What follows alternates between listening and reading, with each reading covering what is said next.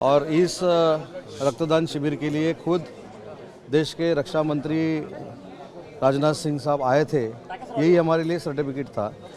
माननीय एकनाथ शिंदे साहब के नेतृत्व में और डॉक्टर श्रीकांत शिंदे साहब के मार्गदर्शन में ये दूसरी बार हम ये रक्तदान करने जा रहे हैं। पिछले साल हमने जम्मू में किया और इस साल दिल्ली में कर रहे हैं।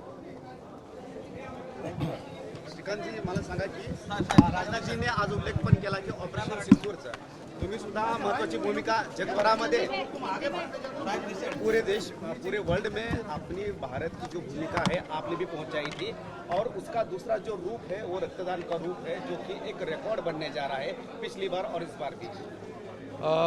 मुझे लगता है कि महाराष्ट्र का और हमारे जवानों का एक हमेशा अलग संबंध जो है नाता रहा है। आज यहाँ पर सिंदूर महारक्तदान का आयोजन यहाँ पर किया गया था। आज माननीय रक्षा मंत्री राजनाथ सिंह जी इस रक्तदान के लिए उपस्थित थे और महाराष्ट्र से हजार जो पहलवान हैं जिन्होंने अनेक किताबें जीती है, ऐसे सभी लोग यहाँ पर महाराष्ट्र से आकर रक्तदान करते हैं जवानों के लिए। मुझे लगता है कि ये बहुत बड़ी बात है कि इतने लोगों का महाराष्ट्र से आना और यहाँ पर हमारे जवानों के प्रति जो हमारा दायित्व है वो दायित्व को निभाने का काम जो है इन सभी लोगों ने किया है। एक बड़ा उदाहरण पूरे देश के सामने प्रस्थापित करने का काम इन सभी लोगों ने किया है। मैं सभी लोगों का तहे दिल से धन्यवाद अदा करता हूँ।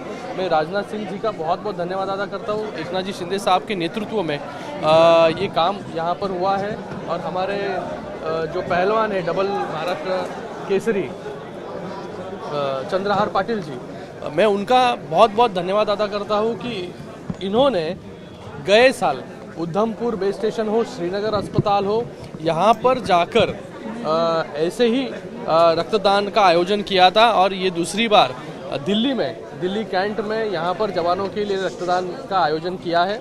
मैं सभी लोगों का, सभी रक्तदाताओं का बहुत बहुत तहे दिल से धन्यवाद अदा करता हूँ। पण डॉक्टर कोणत्या उद्देशानं सुरुवात करण्यात आली? दुसरं हे वर्ष आहे आणि बघा, मला वाटतं आपल्या जवानांच्या प्रती प्रत्येक नागरिकाचं दायित्व असतं की जवान ज्या प्रकारे सीमेवरती आपलं रक्षणासाठी, आपल्या देशाच्या संरक्षणासाठी दिवस रात्र काम करत असतात, त्यांच्या प्रती जे आहे आत्मीयता आणि त्याचबरोबर आपलं काय दायित्व आहे हे दाखवून देण्याचं काम जे आहे महाराष्ट्राच्या पैलवानांनी या ठिकाणी केलं।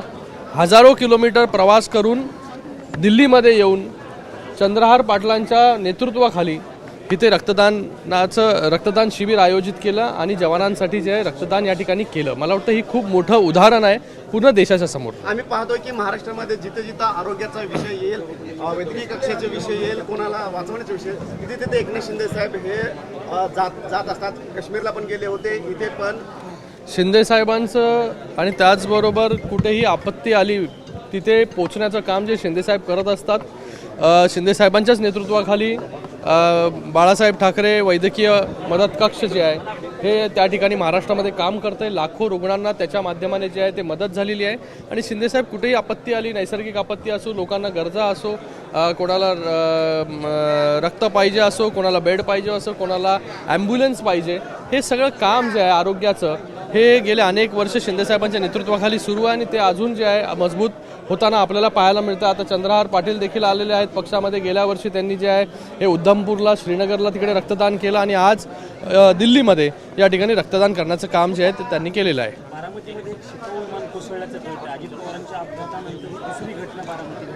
मी अजून ऐकली नाही, मी माहिती घेऊन त्याच्यावरती बोलू शकतो। सर, एक सपकाळांनी आता राहू द्या, चांगला आहे आता विषय आजचा।